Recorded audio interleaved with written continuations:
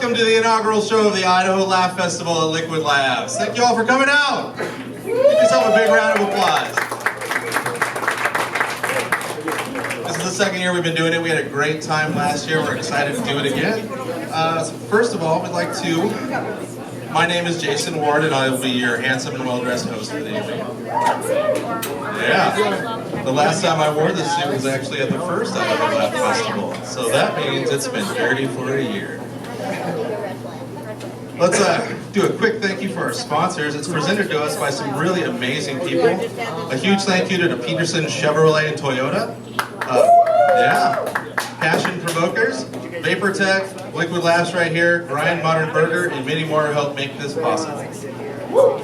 And before we get started, just another quick reminder about the cell phones. Just make sure they're on silent, because I've had my cell phone go off before at a show. It's embarrassing. That's why I made my text tone the noise from the Bionic Man. So just, whatever I'm doing, I just start doing it in slow motion, like I don't want you to have to stoop to some silly trick like that. All right, so you guys ready to get started? Well, I wanted to make a quick announcement. My girlfriend moved in with me about 4 months ago. So yeah, it's a big step. Except it's been 4 months and she is already bugging me for a key to my place. Maybe I'm just a little bit of a traditionalist, but I like to take it slow. This is why I bought patio furniture. So that you can wait for me to get home at 3 a.m. to let you in. Don't your kids have jackets? Man, she's such a negligent mother. No, but it's great. I love living with my girlfriend, but mostly because I'm glad that I'm not having to date strangers anymore. Because number one, she will go out with me, so that's really helpful. And she's actually fun to go out with too. Like, we like to go out with her kids, go to different places, like took her kids to the zoo. And it's fun, like I'm kind of a smart ass. That's why I do comedy. So like we get in there and they're like looking around and I try to give them like fake facts about the animals. I'm like, did you kids know that if you ever see a gray horse, you can never be 100% sure that it's not a vibrating zebra? They're getting very bad grades at school. But yeah, I was kind of bad at dating, mostly because I have no idea what women want. What do you want? You don't know. See, that's the problem. Women don't even know what they want. Like, you try to be attractive to the opposite sex. You like try to spice up, put a little bad in your bad boy bank. I got my nipple pierced. But it's just because I'm tired of losing my car keys, honestly. I think women like to date musicians. So, but unfortunately, the only thing I really know about music is that every good boy deserves fudge. And as you can tell, I'm a very good boy. So, whatever it was that I was supposed to work. Oh, man, and going out on dates with them too, taking people out. Like, I went through a period of my life where I didn't have that much money, but I did have credit cards. So I wasn't exactly a sugar daddy, but I could be an artificial sweetener daddy. So that's probably why one of the first things I bought was like a sweet and low colored tuxedo. It just goes with that, right? And yeah, because I've had some really bad dates in my life. Like, I went out with a girl once who was looking at the menu, and she was like, what are the numbers next to the food? All right, in her defense, I didn't have a dollar sign. But what do you think it is? Some sort of elaborate ranking system? Oh man, I can't decide. So many things tied at 12.99. No. You got it all wrong. It's like golf. The lower the score, the better the item. This has got to be the world's best half-order bruschetta.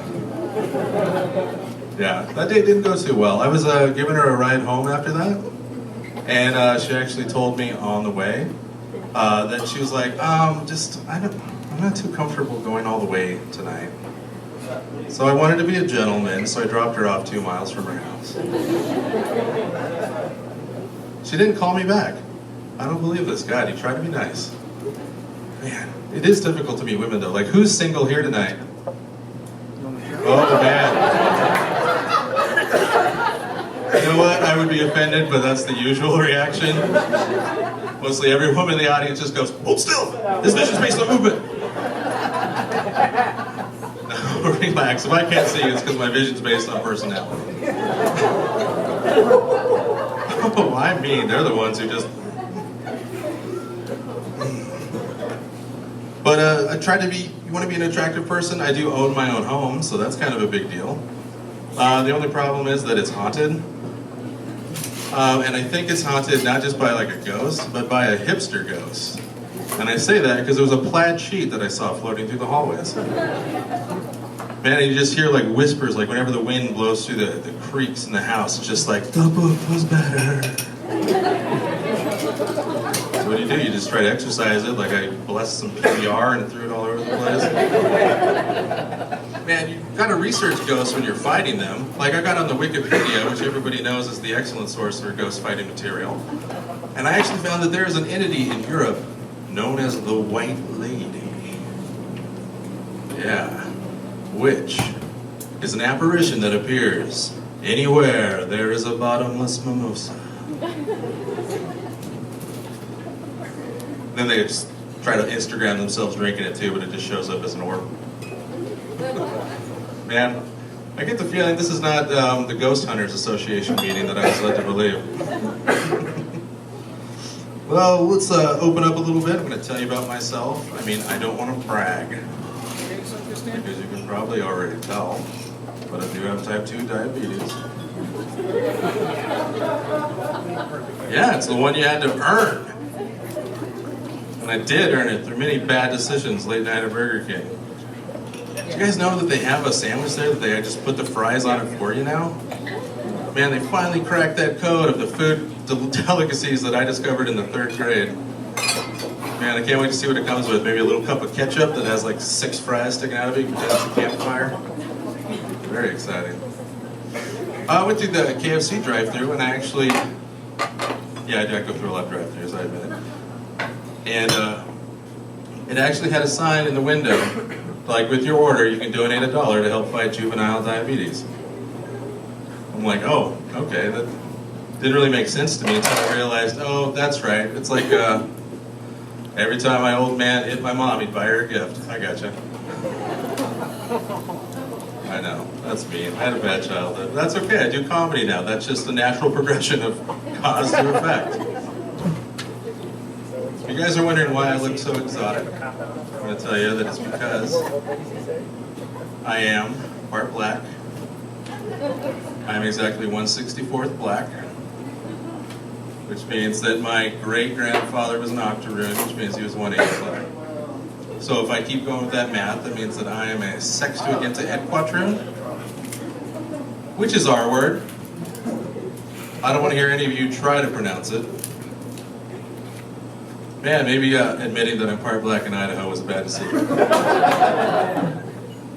No, but being part black is fantastic. It gives me access to 1/64th of a culture that I didn't previously have access to, which means that I feel free to just talk right through the movie trailers. I party very hard for 8 hours every February. And it gives me access to great pickup lines like, hey, I'm part black. The bottom 64th. Which means the diabetes is going to stay in my feet. All right, well that is my time, everybody. Thank you very much.